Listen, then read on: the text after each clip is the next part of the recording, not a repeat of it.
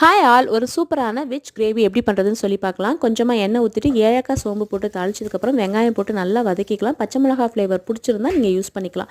அப்புறம் இஞ்சி பூண்டு பேஸ்ட் 2 தக்காளியை நைஸ் பேஸ்ட்டாக அரைச்சி அதையும் சேர்த்து வதக்கிக்கலாம். இன்றைக்கி காய் வந்து பார்த்திங்கன்னா கேரட், உருளைக்கிழங்கு, காலிஃப்ளவர் எடுத்திருக்கேன். அதையும் சேர்த்து நல்லா வதக்கிட்டு கொஞ்சம் தக்காளி பீஸ் இருக்கணுன்றதுக்காக ஒரே ஒரு சின்ன தக்காளியை வந்து நல்லா சாப் பண்ணி அதையும் சேர்த்துருக்கேன் நான். அதுக்கப்புறம் மசாலா, கொத்தமல்லி தூள், மிளகாய் தூள், கரம் மசாலா, மஞ்சள் தூள் இது எல்லாத்தையுமே சேர்த்து நல்லா அந்த மசாலாவோட சேர்த்து நல்லா மிக்ஸ் பண்ணி எடுத்துட்டு கொஞ்சமாக தண்ணி ஊற்றி வேக வச்சு எடுத்துக்கலாம். இதுக்கு சின்னதாக ஒரு மசாலா அரைச்சிக்கலாம். தேங்காய், முந்திரி, கசகசா, மிளகு. இந்த கசகசாவில் வந்து பார்த்திங்கன்னா நிறைய ஹெல்த் பெனிஃபிட்ஸ் இருக்குது.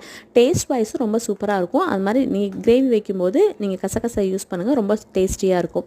இன்றைக்கி நான் சப்பாத்தி தான் பண்ணியிருந்தேன். அதுக்கப்புறம் வந்து பார்த்திங்கன்னா ட்ரை நட்ஸு, பனானா தான் ஸ்நாக்ஸ் கொடுத்துருந்தேன். குழந்தைங்களாம் ஸ்கூல் விட்டு வந்ததுக்கப்புறம் வந்து பார்த்திங்கன்னா ப்ரொக்கோலியில் சூப் வச்சு பண்ணி கொடுத்துருந்தேன் நான். ஸோ அதை வந்து பார்த்திங்கன்னா நெக்ஸ்ட் வீடியோவில் நான் ஷார்ட்ஸாக போடுறேன். நாளைக்கு பார்க்கலாம்.